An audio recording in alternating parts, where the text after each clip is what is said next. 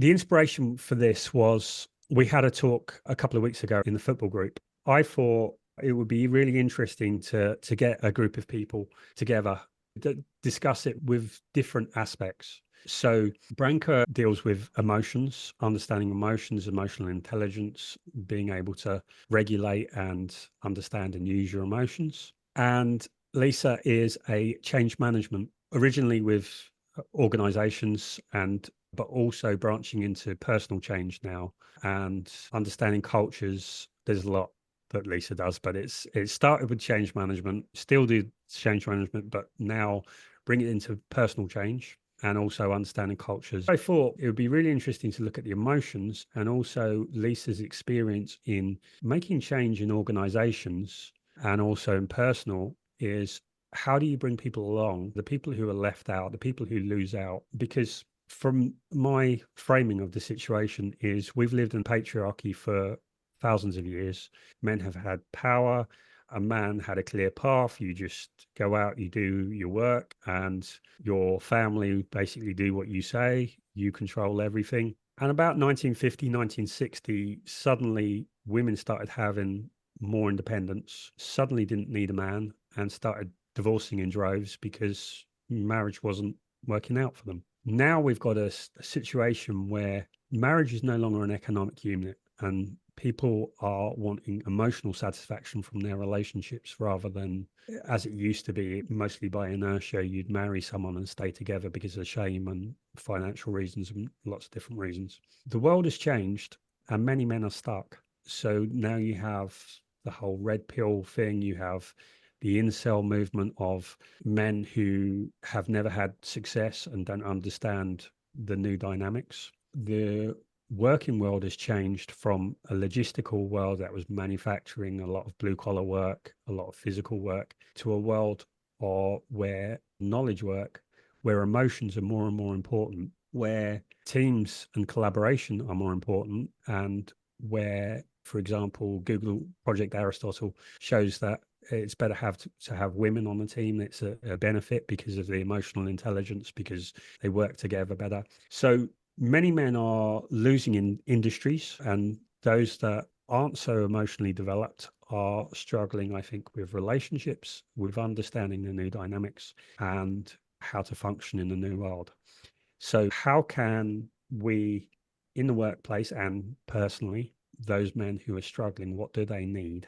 I think it's a huge and complex set of questions, isn't it? And personally, when I journey to work with anyone on change, whether it's in a team or individually, I would always try to look at people as individuals and not look at their gender, and try not to be judgmental about anything or have any preconceived ideas, because I think that doesn't help, because every single change is different for every single individual, and also for the same individual in a different situation or in a different team, all the dynamics change. So that's the first caveat. So I would always be cautious about making any generalizations. Having said that, I think obviously you put your finger on the button there with the two areas that really we can't get away from, even if you start with a blank sheet of paper and no assumptions, which are the systems that we live in, the societal systems, and they have been traditionally, as you were saying, Rob, for certain roles, for one gender and not for others. And then there has been change, but the change has been in certain areas, in certain companies, in certain national cultures, and then just at community level, at individual level. It's not across the board. So again, you can't make any assumptions. It's very complex. And the other one, as I just mentioned, the culture, organizational culture and national culture, they both play a part, and they can both be, because culture is based around norms, it can be very hard to unpick, because they're actually beliefs and norms that we've mostly accepted from a very early age and aren't even conscious that they exist. Yes, some of the more obvious ones you can say, oh yes, we've grown up in a society where men were supposed to be the breadwinners, women were supposed to stay at home, but that's all changed. But there's so much under the surface, so many layers to that's not enough. The short answer to where do we start is, I think you have to start as far as possible with a blank sheet and really dig into what an individual wants, what their values are, or what a team's values are, what you want to achieve, and what your situation is. And then from there, move into digging into the emotions, what you're feeling and what you're likely to feel going through the changes, and try to map those out. And then also the actions which you need to take rather than just thinking about it. But yeah, there's so much folded up in there. I really like what you outlined because, like you said, there is a lot of different factors. I also believe that we need to include in order to even have a proper discussion around it. After all, so many different elements of life affect how we perceive situations and even those changes that came. And also this aspect of where layers beyond. I would touch this for the start because I would say that, like Rob mentioned, this patriarchal system that has been in place for so long had certain benefits, we can say, for men, as it was basically a lot of focus, a lot of performance, a lot of achievement, a lot of, we can say, reliance on outside power. And if we go way back in the history, we can understand why. So men were there to protect family. They were there to provide the families.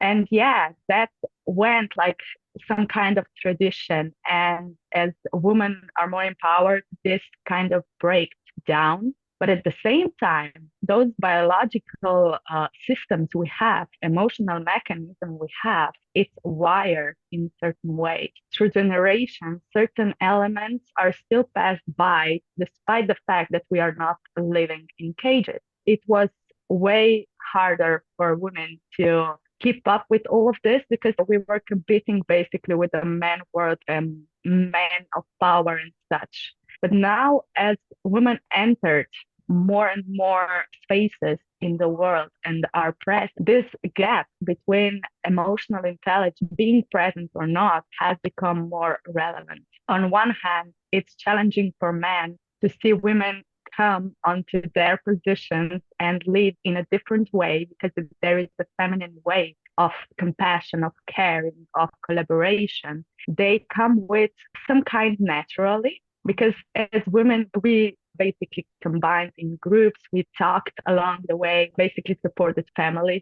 And we can say there is certain level of biological aspect of it, and it's important aspect. But on the other hand, like it was also mentioned, the system and the values and culture hasn't been updated. So there is no support for young men to learn about emotions. We are still seeing that anger is a predominant way of boys standing up for themselves, that it's not okay that they are very expressive. Young men don't even feel safe to express because, on the other hand, we have women who are many times traumatized from the past and are now using strong manipulation techniques and strong ways to basically get what they want. And they learned from the men of power. So we have a big confusion. And the biggest aspect that is now becoming a big challenge for men is that despite the fact that we have this manipulation more on the women's side, but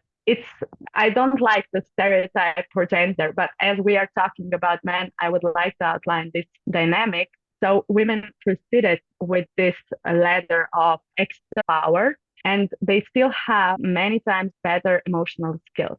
So men are left not only with this deep sense of I'm not enough, I don't know how to, I don't even know what I feel because nobody ever asked me how I feel. And on the other hand, there is a big struggle because times are moving fast, things are changing. In business, the need for creativity and collaboration and innovation is more important than ever. There are a lot of changes, as Lisa is specialized in. And when we want to implement effectively any change, we first need to be aware of the work with it, address it in order to go further.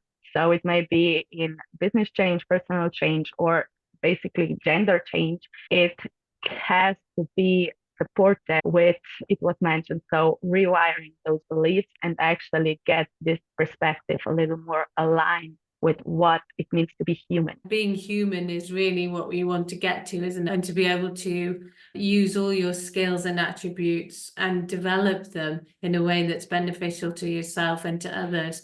And I think what that point you made, Branka, about boys, it starts with education and with at school and in the home as well, but in society. But it's really hard to do it alone, even if in a family which is really focused on not having stereotypes at types and allowing boys to express themselves. It's still really countercultural in a way. And I also agree that some women have found a way to act the same way as the traditional male role and to be bulldozing through to get success, because that's coming back to the system, and success is normally based on money and power above everything else. I think it is changing, and again, what you said about the world of work changing, or the world anyway, with lots of AI coming in. How do we use technology? Technology has been around forever, but it's been getting faster and faster. And how do we have that interface where we know what makes us human and what we can do better than a machine and what a machine can do better than us? That's always been a challenge in change management. I can see the answer. It looks good on paper. The figures are right, logic's right, but then it doesn't work. Why?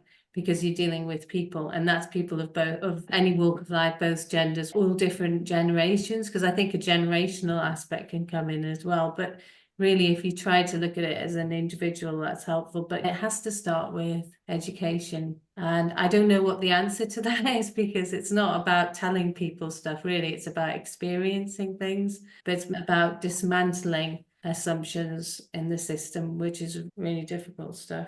The other thing I was thinking about was the way, we could say future of work, but it's here now, the way people relate to the company that they work for, the team that they work for. What is a company now? People want more from a company, or they want a different kind of contract. They want more respect, more freedom, things like working remotely. And this is a big battle that's going on as well. And so how to engage people, again, going back to emotional intelligence, how do you actually engage people and find out what they want? In some cases, people don't really even know what they want. And maybe that is more men than women, I don't know. But people definitely in general just being on the track to finish school, to get training and then to go to work. They're starting to, more and more people are starting to question, what is it for and what do I want? So those layers as well. I think to move forward, there should be a lot more digging deeper to start with. This is always the case in change. And it's always resisted because it takes a lot longer. It's uncomfortable, takes a lot of energy. You're going to have to question things that you had actually just internalized or thought were normal, or yes, why do we need to question that? So it's a big challenge for the whole society. I would just add that the point you outlined now is really a big one. For many years, men were basically celebrated to be all focused on work, and they dedicated their life to the company. They were working, if they were ambitious to climb that ladder, they were overworking. They were focusing all of their energy to this company. They were living for it. And now we came to the time when we are asking them, what do you like to do outside of work and what inspires you in life? And for many, it's a big struggle to look around and see that they do not even know what to grasp or what to touch, because their life and values were built on this corporate world, and helping them see that it is important to invest also in other areas and how beneficial this is. If we can slowly achieve that as a humanity, I believe we will benefit in many ways. Maybe it's going back to first principles of values and interest, and that is where you could do something at school, and instead of putting people on a track and showing one future, that you could really allow children to focus in on what actually sparks their interest and where they're interested in. I was just thinking as you were talking there, and so yeah, it's interesting from point of view of different cultures. Japanese society's gone through that perhaps faster, but they're still going through it, so we can't really see the answer, but you can definitely see the issues there, and also where women have then said, a lot of women have said, okay, I'm going to do this. I'm not going to take the route of staying at home and doing flower arranging. I'm going to be successful at work, but I'm also going to deny other aspects. So yeah, there's no real solution. Yeah, but it's interesting to see the change. What I really like is the idea the frame has changed. When something changes, not everyone is on board with that change. And because people tend to get on board with a change that they have something to benefit from. And so there's always going to be some people who are going to gain from a change and who are eager to change. And then there's going to be some that don't want things to change, which is where the resistance comes in. So what I found really interesting, you mentioned about different levels of change, Lisa, with norms. And I think that's really interesting when you look at how society has changed in terms of political correctness. Like TV shows that they can't show now because they were racist or they were sexist or whatever. And what's happened is people have learned the things to say, but they haven't necessarily changed. And I think that's what Trump and Boris Johnson brought out in their quite xenophobic kind of campaigns. So I'm thinking about what's changed. And I think from a perspective, you talked about men having once been the provider. I don't think they know what they are now. I don't think they know the new frame. So if they're not the provider,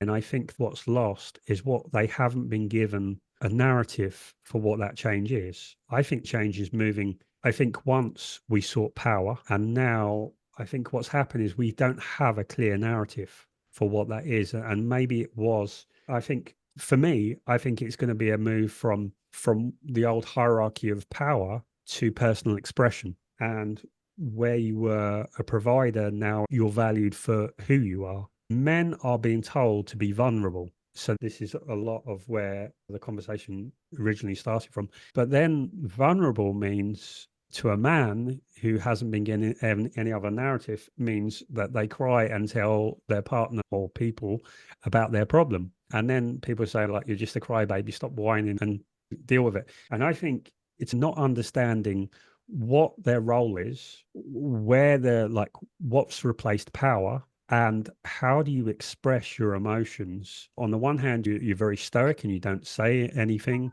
You just put on this stiff upper lip and you just do it. And then on the other hand, there is crying and not taking responsibility for your own life and responsibilities, but you're just hoping someone will take that off your plate. With any big change, with transformation, you need a vision and you need it to plug into your values and why it's important to you. And if somebody's just telling you, this is what we say now, this is how we're doing it now, that doesn't do that, does it? Any change, even if it's one that you know is going to be good for you, you have loss in there. And that fear of loss, especially when it is connected to how you feel about yourself as a person, is why are you going to do that? So that's not clear to a lot of people.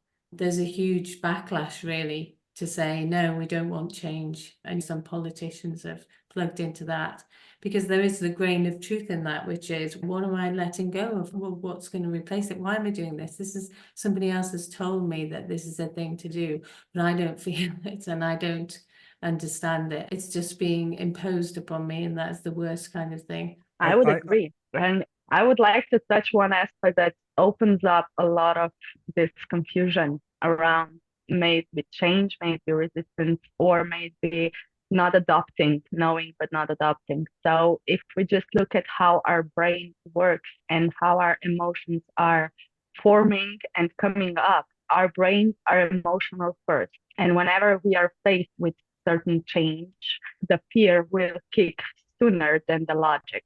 And this fear is a blockage, and it's normal that our brain and our ego will basically do everything in its power to get us back into the safety and get us back into this comforting zone we know we feel certain sense around. And this is why every change or every adaptation is struggling. Like Lisa beautifully said, we need to adapt our perspective. We need to understand what is it for us. So having a certain sense of value with this change. But I would say from this maybe corporate aspect, it's maybe even more important than just knowing what it brings to me. It's also knowing that I am a part of this new solution. So getting people aboard, knowing what they value, and actually letting them know we're all in this together and we're going forward. So when looking in the men's world, there is a lack of deep connection between men. So many don't have even one trusting friend that they can talk to. They are joking. They have those football talks or so on. But when it comes to real vulnerability, they are left alone in it and they're looking for a way. And I would say for a man can be confident, vulnerable, and honest to the many people. So not just one, but to other, maybe with team, maybe with partner or whatever. There is a certain period that needs to be taken place in one safe relation. So every wound is healed within relationship. Just like it's formed, it's healed. So having one, it can be a coach, it can be a therapist, it can be a trusted friend you can be open to. And yeah, it's normal that if a human haven't been in contact with emotions for such a long time, we can say 20, 30 years, of course, when the emotion will be first, when the emotion will have permission to be expressed, it will be a lot of sobbing, it will be a lot of crying, it will be intense. And this intensity can decrease only if we give it space to be even expressed, heard, and seen for what it is. And those moments are crucial for a man. Will he dare to go forward? So he needs someone who can hold that space. Maybe just crying, maybe telling, maybe cursing all over the place, but learning how to express it and how to feel safe with it so that then can be a balance of being vulnerable enough to inspire others, to empower others, but at the same time standing confident and with clarity so that people still trust you and know you have their back and you are standing there for them. What I really loved what you picked out there, Branka, right at the beginning was about the problem of men not having anyone to open up to. I used to do dating groups, and I realized that when there weren't any women in the room, men would talk differently. As soon as there was a woman there, they would moderate what they said. And even though they would say, oh, no, I'm quite happy to open, no, they wouldn't. So I started to have just men's groups, and men would talk more openly. But what they got to is they said, I don't really want a girlfriend. I'm not even really that bothered about a girlfriend. I just want a friend. They say, I have friends that I play football with, but all they do is do football. I have friends I go to the pub with, and all they do is drink.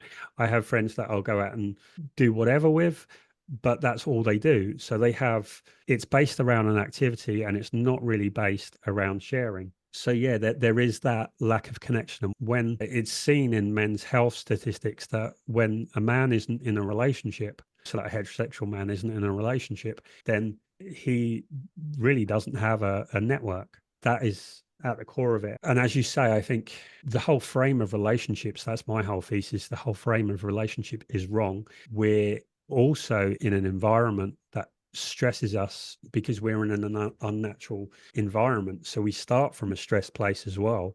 That's two of the keys. Going back to Lisa, when you were saying about the gain and loss, I think that's really important to what people gain and what people lose. Whenever you talk about men, I remember, I don't know if you're familiar with Joseph Campbell, but he used to talk a lot about different cultures and how important the rites of passage were. And that in our society, we don't have a rites of passage. That how do you know when you're an adult? And when I've asked people that question, most people will say when they had a child or when they married or something like that. But we don't have that narrative. And what he also used to talk about is the spiritual narrative that we have, so as in religion or whatever, the spiritual narrative and our religion, and he say the spiritual narrative should be based on the science of the day. And we have a 2,000-year-old spiritual narrative that doesn't match with the science of the day. And so it should be updated. I think that some of that plays into what we're talking about. I would say something about this, your comment around those texts, all texts that were written and should be updated. On one hand, I agree that certain elements for sure have changed and cannot be totally applied to today's world. But I have been for quite a while very interested in different religions. I was exploring different texts that were addressing those human struggles, human experiences we have. And I would say that when we read those texts without our predispositions and assumptions that are formed from the modern world, but read them with curiosity to understand the meaning the text could be. For me, it was a big revelation around how beautifully, in fact, those old ancient texts outline the importance of connecting feminine and masculine energy, because both have certain rules, certain characteristics that are unique to one or the other. We forget or didn't learn that we all have both, but are expressed in a different way. And many of those messages are really, on the first side, they are seen as outside power, outside conquer, and such. But when I dive deeper, for me, it was truly an inner journey of inner power. So this backbone of what it really means to act and what it really means to build up some journey was more expressive in the inside than outside, but told in a different way. I don't know, but this was my perspective, and I wanted to share because you mentioned this, because I was fascinated that those deep truths about human psyche and human heart and brain were actually written so many years ago and known so many years ago, and even used a lot better than we use it today with all the information and technology and resources we have. It's interesting about feminine and masculine energy, this particular topic, because I was always a woman in a man's world. So if you imagine the only software engineer, I joined computer science engineering in the late 90s. So I was the girl in the room. Also before that, when I was in school early on, I was the girl that played with the boys. So I was a tomboy. And when I was very young, so a young girl, I preferred playing with tools and things that involve sports over playing with dolls.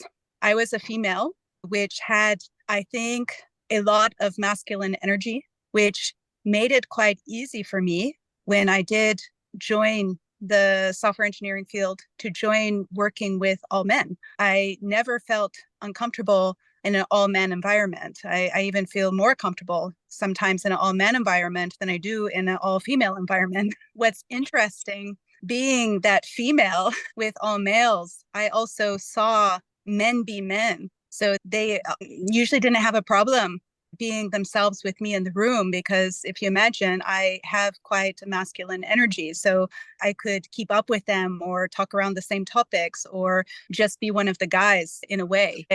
And what's interesting is I had sometimes the similar issues and problems that males do when I would be in an environment with females. So you put me, for example, I went on a speaker retreat a couple of weeks ago, and it was almost all females. And there was like one guy there. I felt very uncomfortable. I felt insecure. I felt a little bit like out of place, or not really, maybe even slightly confused about what was normal, or what, in a way, more vulnerable than normal, in an uncomfortable way that didn't bring out my power. So it even made me feel not able to be vulnerable. And I am a woman of vulnerability.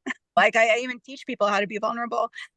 I was putting up more guards in a way, and protecting myself from this group of females because I couldn't quite understand, let's say in full, their way of communicating or what they mean behind things or what's going on there. I just wanted to bring that up because we were talking about feminine and masculine energy. In a way, I feel like because I have been a woman in a men's world, I've been able to interject the femininity that exists within me that's a little bit more than the men in the room in the right level so that they feel safe with it, and they've been able to get very vulnerable with me. rather than throwing them into a space which is having so much feminine energy that it can even make a person feel quite insecure and close up and go almost on the opposite side of vulnerability.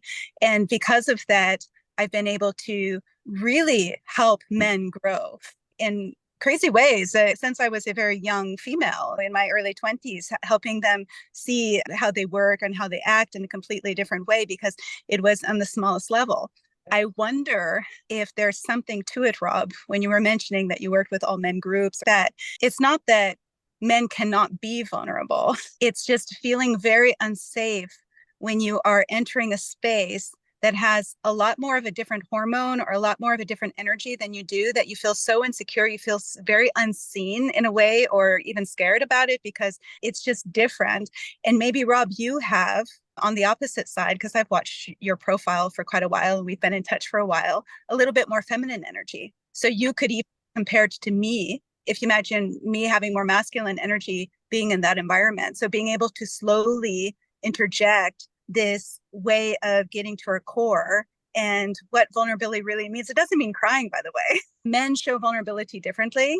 It's really about, if you're going to talk with a man in general and you start talking about too many feelings and like you have to be crying or you have, it just doesn't, that's not how they get to it.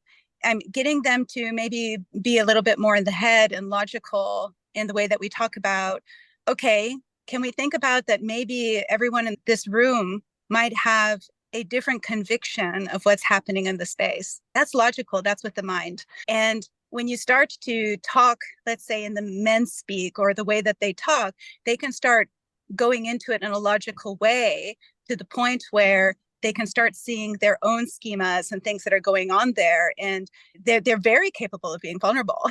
It's just a different language. It's like a different approach. That's really interesting. Thank you, Sarah. So I've done a lot in relationships and many people talk about the masculine and the feminine. And for me, it's never had any concrete, I just think there just is. I've never considered myself as having a feminine energy. Having said that, I've worked predominantly women, friends with women. And because of the nature of what I've done, it's 70% women, less men, because it's been individual growth, it's been in relationships. There's a couple of things that I think are really interesting that you brought up that might be worth looking at. The first is, I think there's a problem men and women communicating, and that problem is traditionally, and this is my stereotypical biased idea of how I kind of pigeonhole, but patriarchy said man is the boss. If your wife and your children don't listen to you and don't do what you say, you're not a real man. So the man had to be the leader of every household. What that meant is that men feel a pressure to know what to do. They feel a pressure, this is what we're doing, whereas women can't overtly challenge. And because they can't overtly challenge, they tend to have to put it softer in a way that always was pandering to male egos. And they need to say, as if it's the man's own idea. So I think women communicate in a way that comes across as very manipulative because they're not direct. They don't just say what they mean. And it's veiled and it's confusing to a man, to a simple man like me. It's funny you say that. I don't want to interrupt you, but that is the problem that I have with communicating with females versus men. I love it when people just say what they think and do what they say. It's something which I find easy and to handle and to be around. But when there's all of this levels of communication that's happening below the words, that's when I start to feel quite insecure and quite stressed out. What's really going on here? They're not saying what they really want, that they're not saying what they really need. And then you start to feel this kind of like insecurity of what do they really need or want. And I totally get that. On that note, that's also cultural as well. So it will be national cultures, So it's much more, when I was working in Japan, there's so much more of that. And it also made it easier for me as a British woman, maybe, to start to understand that than some of my American or Australian friends who wanted to be very direct. Yeah. Maybe why I like the Netherlands. It's very direct in the Netherlands. Yes, and I struggle a little bit with the UK culture because it's so indirect. So we have the masculine and the feminine. And going back to the groups, I don't feel it was so much that the presence of a woman in the room as a feeling of being judged. And what men were saying So in the men's groups or whatever, men will come in and they go, what do I do? And they want direct, tell me exactly what I do. And so, for example, this guy said, give a scenario. What should I have said? I go, you say what you feel. Yeah. And maybe I think maybe a male energy, if you're talking about masculine energy, a masculine energy is get it right, is what do I do? Is make the decision. Whereas a female energy is maybe what do I feel? Because men put so much pressure that they feel that if a woman is unhappy, it's their responsibility. They're not doing something right. And because they're not doing something right, they feel that they are failing. So it could be that their partner is depressed. They take it like personally, they have definitely. caused your discomfort or your bad feeling. Yeah. And they're trying to get it right.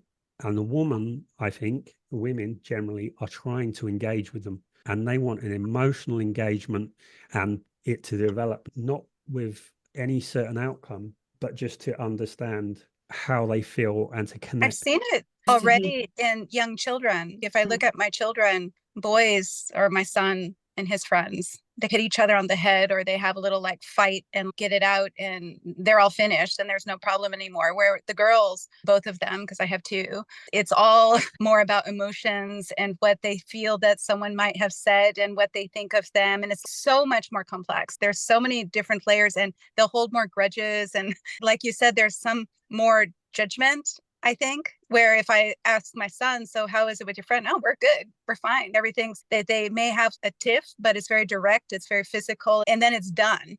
And I think that interaction between that masculine and feminine energy can be quite stressful if you're used to being able to hit someone on the head and just fix it or whatever. And the other one might be holding a grudge. Then you may start to think, is this person judging me right now?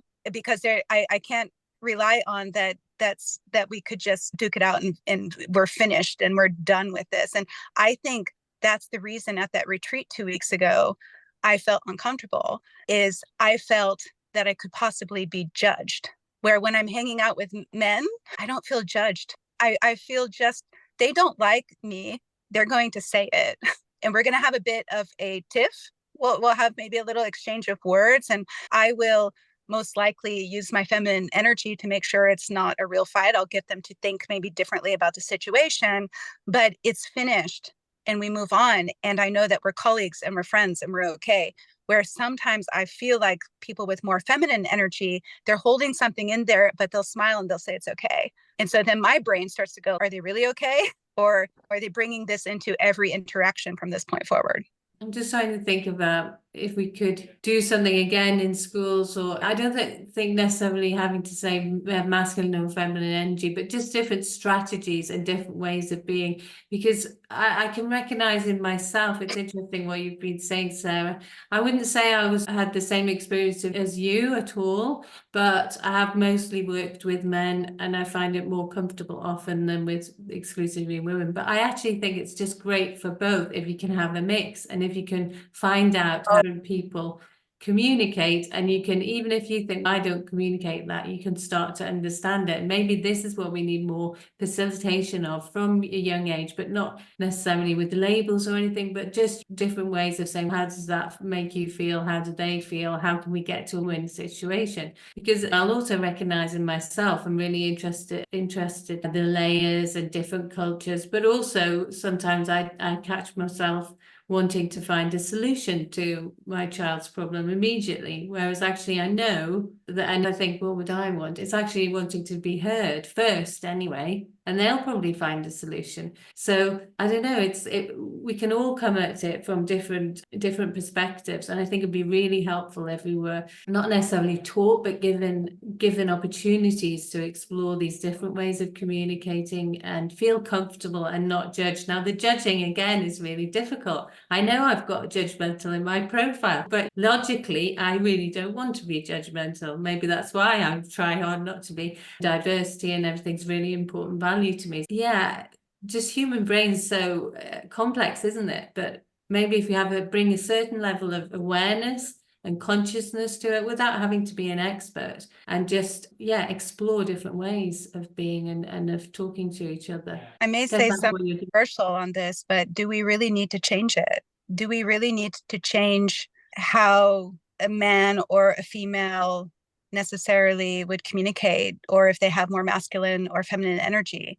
I feel like it's always an addition when you have a female in a team, or if you have a man in the team, because it allows you to see things in a different way, etc. But I don't think that we need to change this in order to get to a vulnerable place and get to a place of being able to work together. It's more about, okay, how can we, when we have feelings people in the room, how can we get them to accept and work together with people that are more physical in the room versus the other way around? Try talking, for example, with my partner. He has ADHD, and you ask him a question, what do you feel? He will already feel judged in the fact that I've asked that question, because he doesn't talk about feelings, not in the same way that I would. So just for me to make him come up with a feeling is already judging him and already putting him on the defense. So instead of me trying to force him to have a feeling which he doesn't identify with or understand, it's about, okay, if you don't have a feeling, tell me what's going on right now. And what do you feel like? What is your brain doing? Or what is your reaction response? And then how can we get this to work together? Because where I might be triggered by a feeling, he might be just triggered by a neurological response. And identifying that, being able to talk that language with that person and be so willing to understand that they might have a different language or a different way of communicating and a different way of reacting, and we can all exist in the same space. Yeah, sure. Getting the best from collaborating and then diversity is absolutely where we want to end up. I agree. And then thinking from a change point of view of all the what projects I've worked on, you actually need all of those things. You need somebody or some person's part of their brain who's working on totally the logic. You need somebody who's working on the emotions. You need all those elements, whether it's one person or 20 of it doesn't really matter, but how to harness the best of everyone. Get where you want to go. I as well agree that we don't have to necessarily change. It's not even healthy, not supportive to address it in a way. We need to change men. We need to change women. We need to change everything. Because with that, we are just reinforcing this belief that something is wrong with them. I would say that nothing is wrong. It's just misaligned between one and the other. And at the same time, I would address this aspect that I found fascinating with the last conversation Rob had with men around men. And you brought it up again here, so that they are actually waiting for instructions. What do I have to say? In this case, we can see how well trained they are to survive in a relationship with a woman. So not feeling safe to express. And it's to some extent, I would say that when I was talking with different men, I saw and noted that there are a lot of deep-seated beliefs of what it takes to be a real man that are really mixed with all that really man and human exactly is, but they are wired in their perception of life and themselves.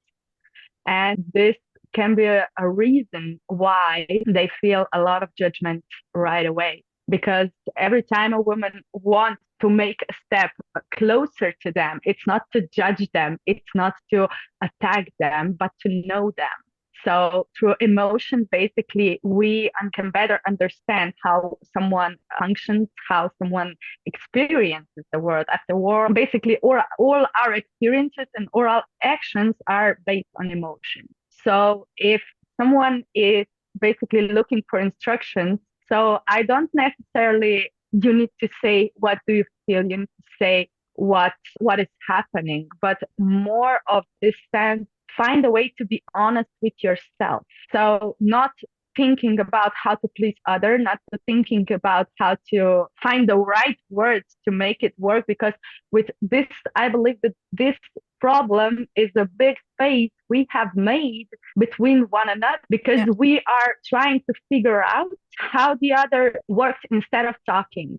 First talks, can be a little confusing, but more we let each other to share. And I have to touch this judgment, like you said, brain are fascinating. And we are wired to judge first. Natural autonomy, like we want to be able to figure out what our life is going to be and how we decide to move forward. We all want to be heard, seen, and respected.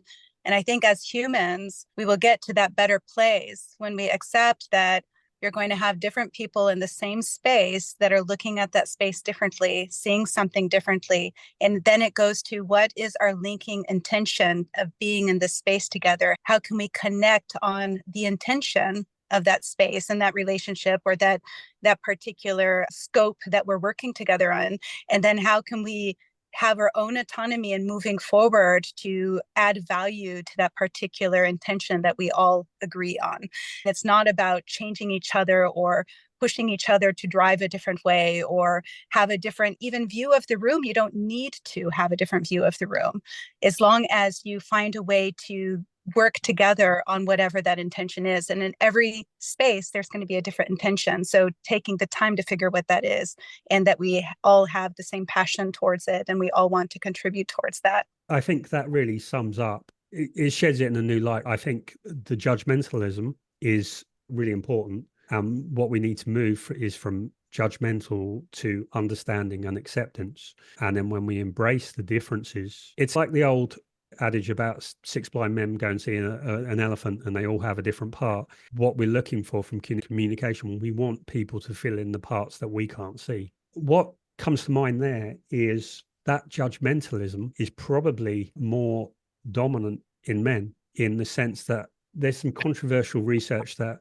and it seems to play out, but it's controversial because it's been linked with biblical ideas of relationships, that men typically will choose respect over love, while women will choose love over respect. The idea of provider status is very important in a man, in status in the sense of what you have and not so much who you are. It's your power or it's your stuff rather than your personal, or it might be like your intelligence, or it might be your whatever. Something that played into that and is a huge part of the problems that men have is the alpha myth. The idea of the alpha male was done in early 1970s with pack wolves. It was picked up by someone in the American White House and it became popularized. It really caught on. And so everyone's wanting to be an alpha male, which is like the whole Andrew Tate and every kind of dating guru to men is you need to be an alpha male. And then the author out that it was a mistake, it was flawed. The only reason that it happened is because wolves live in a family, but they'd put a bunch of different stranger wolves next in a group with scarce resources, so they fought for resources. Yeah, that's really enlightening what you've said. Do we need, because you talked about respect value versus, let's say, the love value. I honestly believe that you can have 4 people in the same space, or 5, or whatever number it is, and we all have a different need. We all have our own values. It's coming from our childhoods, our upbringing, maybe our neurodiverse, maybe coming from our sex, but we all have a basic need. Okay, so now you have a space, and let's say in that space, it happens to be a male, or it could be a female, and their need, their basis of thriving is respect. And let's say there's another person in that same space, and their need and their basis for thriving is love, or let's say it's collaboration. When we talk about vulnerability, it's about knowing what our need is and finding a way to meet each other in that same space and make sure that person is getting what they need in our collaboration together, so that we can get to that basis of what we want to work on together, because we have a similar intent from this relationship or working together, etc. Everyone's values in that space need to be honored in a way. Otherwise, you're going to feel like you're not thriving. If I'm working together, and I have many times worked in the same space with someone that has a core value of respect, then I know that and I'm aware of that. What do you need from me to feel respected? Now, this is what I need from you to feel loved. And as long as we find a way to give what that other person needs so that we can collaborate, so that we can get to that basis of what our joint intent is, you have a peaceful room. It's not about taking out the respect from one and taking out the love from the other, or shifting it or whatever. Everyone's values in that space need to be honored. And then you've got a group of people which feel they can thrive.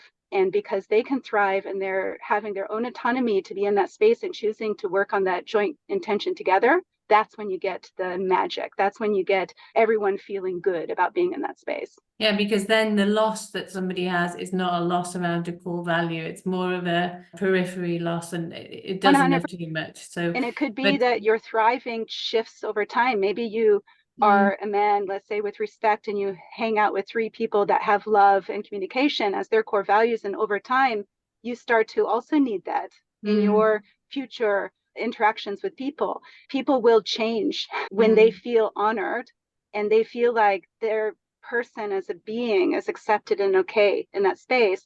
They will shift and change all on their own by seeing how it is to honor other people's values in that space too. And I like that one too, and I think I might need that too in order to thrive.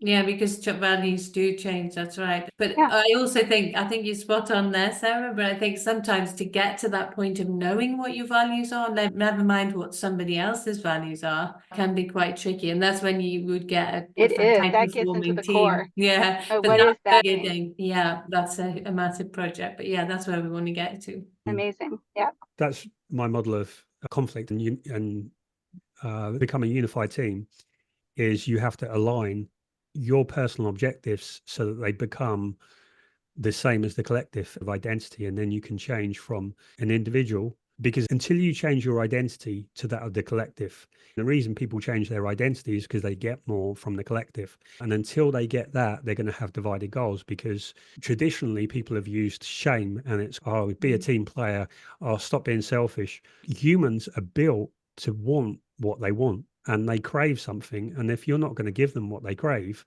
they're not going to join, because they get what they want from their individual goals.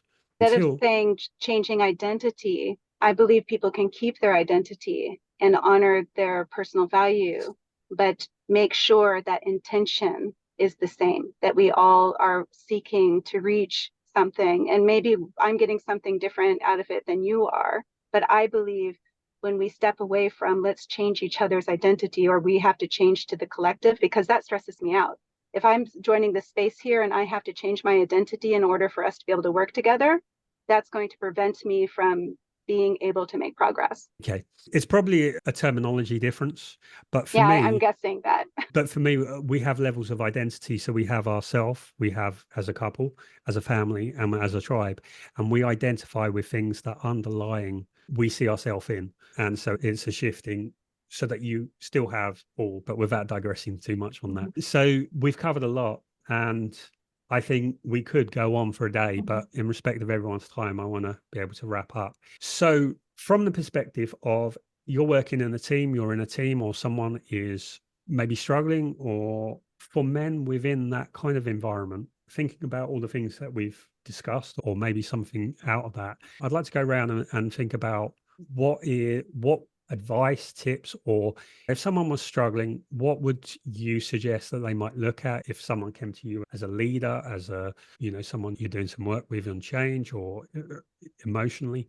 What would be something that you would look at? So I'll start. What shifted for me in the discussion today, 2 things, is to be able to look at the judgmental thing. Why do men feel more judged? And I think some of that comes, so I think some of that is maybe a biological thing. When we look around, we look at where we evolved from physically, it's from hunter-gatherers. Typically, men, as far as we know, were hunters. And I remember reading an anthropologist who went out and studied like native tribes that still live in a quite nomadic way. And he said all the men were like silent, because if they made a noise, the prey would hear. So men would be out for the day and they would not say a word with each other. He went out with the women, and the women were gathering, and they had the kids, and they were all chatting, and they were eating, and it was such a social occasion. So I think some of that is wired, is that if we look at women as being gatherers, the women went out and they were certain to get something. Back then, there was equality because women provided 50% of the food, because often a man would come back from the hunt without any food. Women always had something, but when men came back, it was a bigger haul. So I'm thinking there would be, being the hero who's been the one who's killed the animal would put a ranking system, whereas being a gatherer, everyone brought pretty much the same amount of food back. So it's that idea of the judgmentalism, where that comes from in men, and the idea of that playing out in masculine, feminine energies. I would say there's a lot involved, but a really good starting point is thinking about what matters to you, what your values are, what matters to you, and what matters in the project or the thing that you're doing at the moment.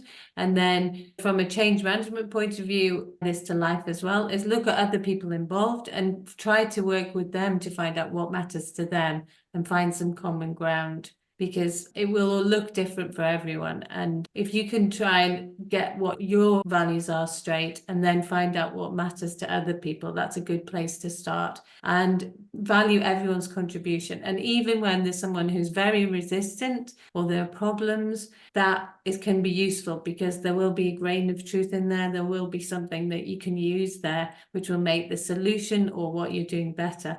So it's about small steps as well. Don't try to do everything at once. I would touch to where I ended before, and it goes well with what you asked. So I believe that in a certain way, our brains are natural fast to judge. And these judgments can come from those times when basically tribes had to judge pretty fast if someone they met, it can be dangerous to their tribe, or is it safe to let them in? So it was again survival. And today we face, all of us, we face a lot of judgment. We are basically overflown with this. This is why I so regularly mention and support with compassion, because I believe that the opposite of judgment is compassion. So that we notice, like Lisa beautifully said, first of all, we need awareness and understanding that the judgment is coming, and being conscious enough to stop it and try to become curious and compassionate, no matter what it is. But to the point of what you mentioned, why there is so much judgment towards men, I would say in my work as an empowerment coach, I always teach that these judgments we have towards the world, or we fear that are thrown on us, are in core essence our self-judgments we have. So it's a projection we see, and I would always advise that the first step is to explore why this judgment even. So what is it judging? And we can do that only from the space of compassion. So having enough space to admit to yourself, I am judging this, and maybe I don't even know why. Maybe it's connected with this alpha male syndrome, or maybe it's connected with many different conceptions that were built and thrown upon you. And that doesn't mean that your value or worth is any decreased. That doesn't mean that you have less power if you don't have all those things that society told you to do.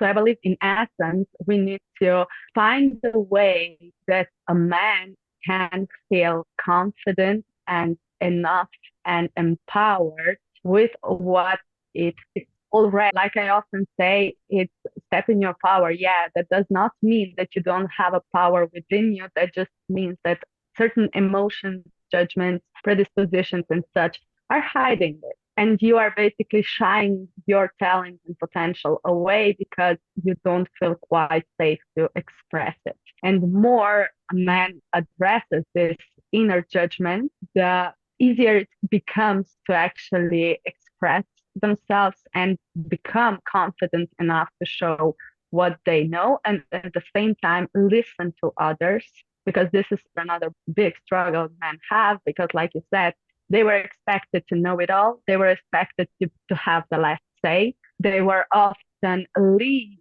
by a woman in behind. And now, instead of this leading and helping from a woman, men are often faced with maybe dominance, maybe competition and such. And this makes a man's struggle even bigger and deeper.